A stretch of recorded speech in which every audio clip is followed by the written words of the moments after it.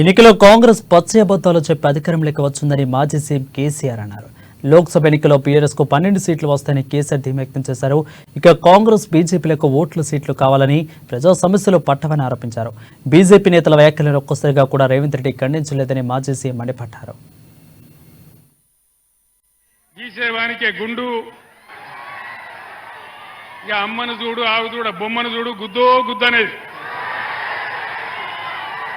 కానీ నిజమైన సంక్షేమం ఈ రాష్ట్రంలో ప్రారంభమైంది ఎన్టీ రామారావు గారు వచ్చిన తర్వాతనే.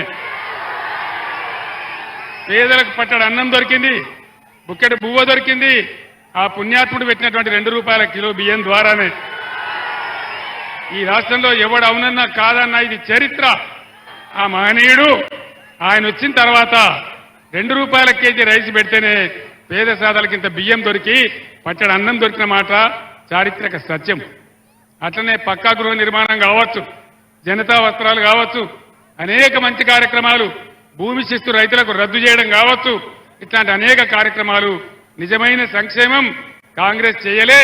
కానీ ఎన్టీఆర్ కాలం నుంచే అది కొంత ప్రారంభమైంది. అది మనందరికి తెలుసు, చరిత్ర తుడిచేసిపోయేది కాదు. దాని తర్వాత తెలంగాణ పోరాటం, తెలంగాణ రావటం, ఎన్టీఆర్ గారు చేసిన దానికి మించి కార్యక్రమాలు మనం చేసుకున్నాం. రైతు బంధు కానీ, రైతు బీమా కానీ, 24 గంటల కరెంటు కానీ, బ్రహ్మాండంగా ధాన్యం కొనుగోలు కానీ అన్ని రకాలుగా చేసుకున్నాం. ఒక గుంట భూమి ఉన్న రైతు చనిపోతే కూడా వారం లోపల వాళ్ళ ఇంటికి 5 లక్షల రూపాయలు పంపించినాం. కళ్యాణ లక్ష్యం పెట్టుకున్నాం. ఏం చెప్పినాడు ముఖ్యమంత్రి?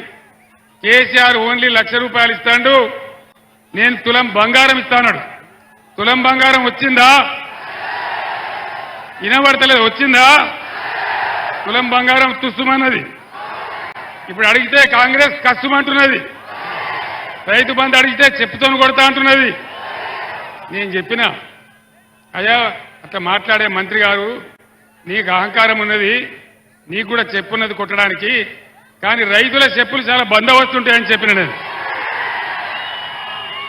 వాళ్ళు ఒకవేళ అదే తిరిగేస్తే మీరు నశమైపోతారు, మాడి మసి అయిపోతారు, ఈ అహంకారం మంచిది కాదు అని నేను చెప్పిన.